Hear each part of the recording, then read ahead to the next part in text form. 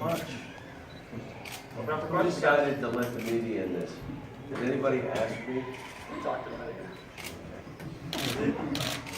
John, what your, 4 years ago, you guys got to test drive the platoon system and feel what sort of objective do you have going in this year?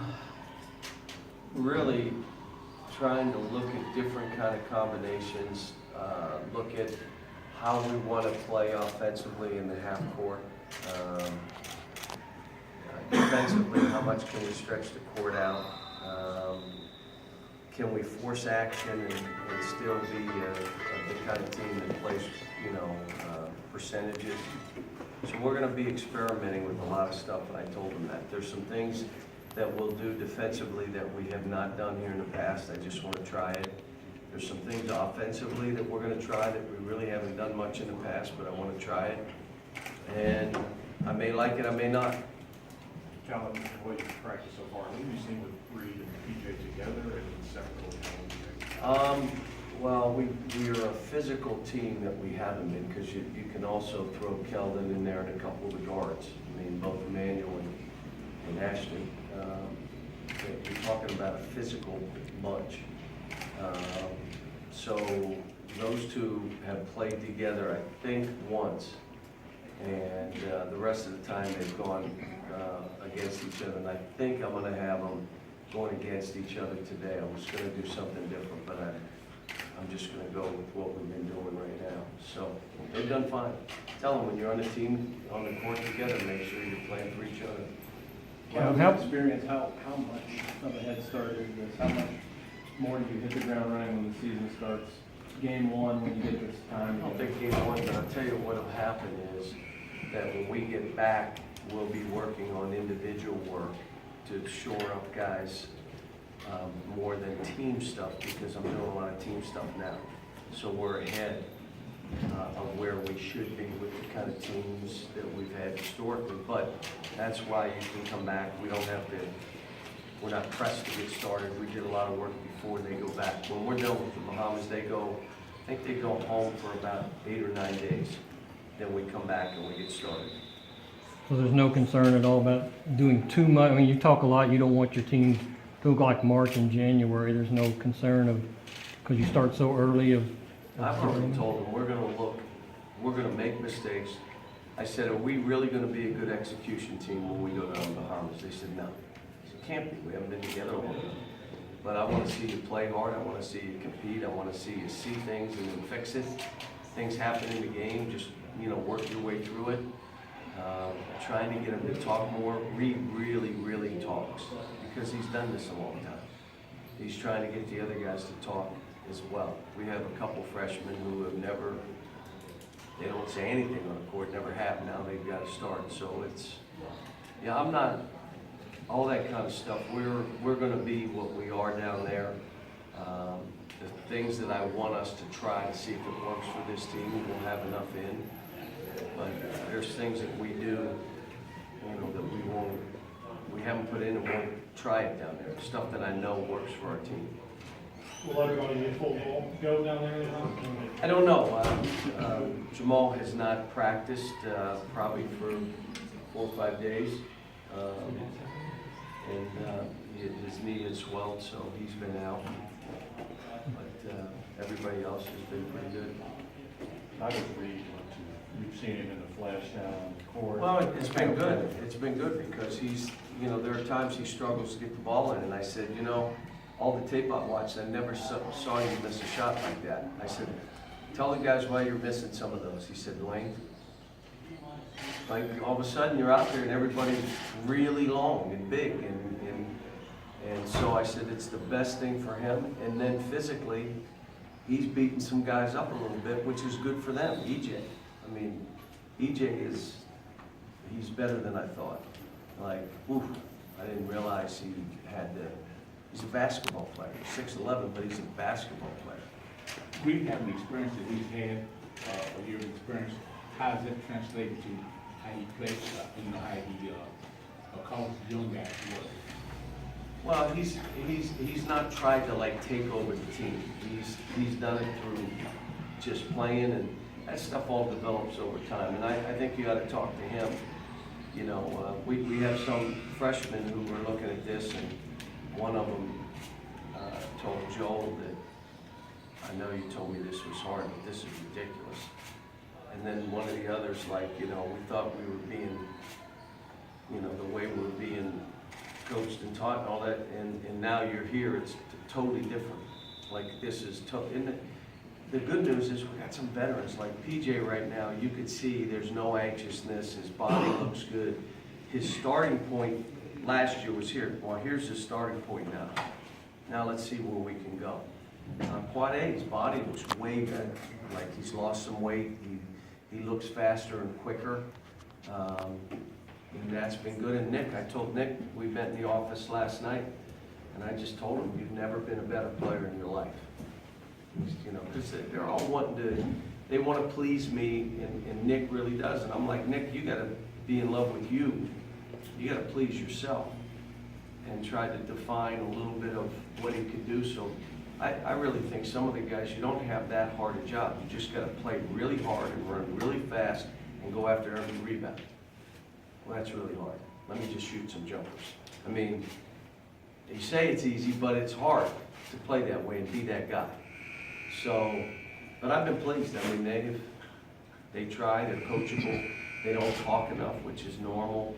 This is August. I'm trying to be a little bit aggressive at times because I need them to deal with it. I'd rather get that out of their system now than come back in September and October and you start coaching somebody and the guy cries. You know, it's just, let's go. Let's understand what this is. This is for real, so. Are you talking about wanting to be around this team Yeah. more than some in the past? What is it? It's not What makes not- you want to be around Be- these guys? Because you gotta, look, there's a couple things that you can't transfer. Someone else's relationship with a player, that doesn't transfer. You gotta create your own. And the only way you can really get to where you have the trust you need in this situation is you're there. You can't do it from a distance. You guys know in the summers I like to get out of here.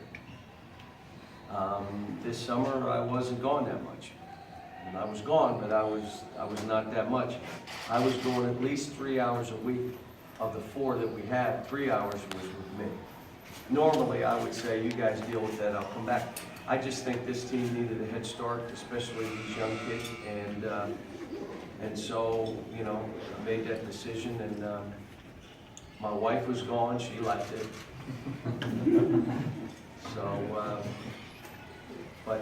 no, and to be honest, I'm loving it. Like, the past, I don't know how many days we've been going since Friday, I don't know what day it is, but I've really enjoyed being in the gym. Like, you know, and how about this, a couple days I was there by myself, old school. I had no assistants, I coached the team with no assistants, no one, it was just me. I can remember my UMass days where there were days like that where the assistants weren't recruiting, I had the team by myself. I didn't know back then that's not how it was supposed to be. You're supposed to have a staff, really. I had no idea.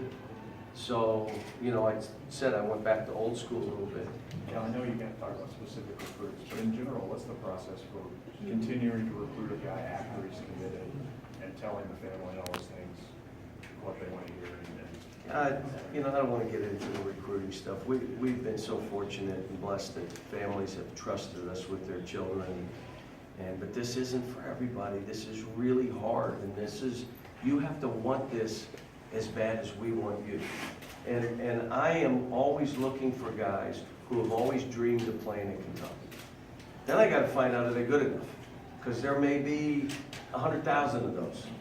But there are only 3 or 4 that are good enough to really be here to make that work. But if we look at those guys first, and then again, you have to have a great faith in your own ability and confidence that you're not, like, I don't promise anybody they'll start or play and how much you're going to shoot the ball. I just don't do it with anybody. Which some kids need that, and that's okay. I mean, you just wouldn't be here. But, you know, it's the way we recruit. I've recruited the same way everywhere I've been. I think it's been pretty good overall. And you know what? and it's been good for the kids. Like, here's for you guys, and most of you don't know basketball, but, we have kids that will leave here, yet stay in touch. Like, still text me, call me, ask me for advice. Kyle just invited me to his wedding. I mean, this is the way we do this. They know we're honest. Sometimes they look and say, I shouldn't have been here, or I need to try this somewhere else, but I love you, coach. I love what you tried, and we're good with that. This isn't, we don't take this personal. There's no,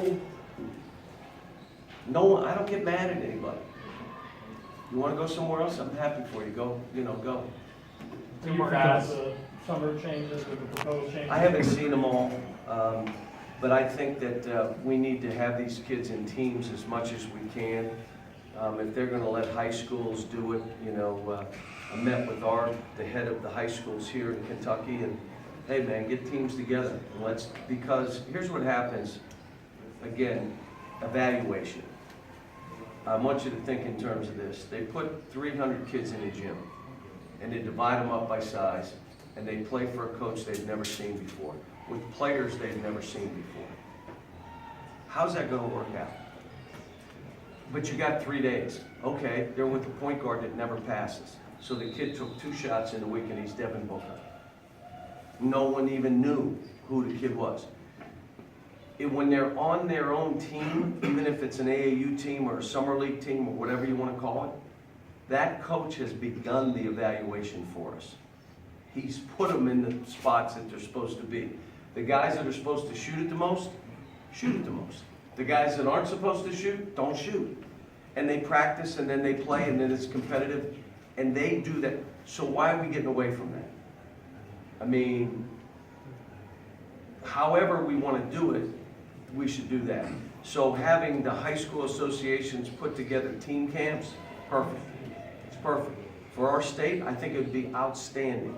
Get as many teams as they can. I just went to Louisville. They had 40 courts.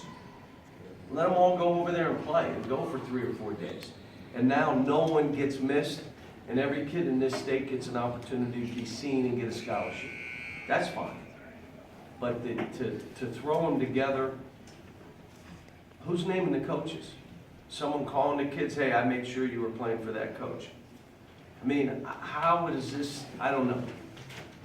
Last question, guys. Coaching by yourself, was it old hat, or were there times that you were missing your assistant? I'm not as bouncy as I used to be. I can't get in the stance the way I used to be, where I could really get low. My butt would almost hit the floor.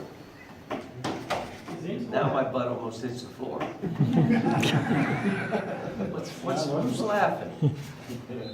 John, what's the level of competition like in the Bahamas? It's going to be good. It's going to be good. I mean, the 3 teams, the European teams, including Canada, Kyle was supposed to play on the Canadian team, and then he got that contract, so he's not coming. But, and you don't know if someone will pop in somebody, a player, but it'll be good. It'll be good. And it's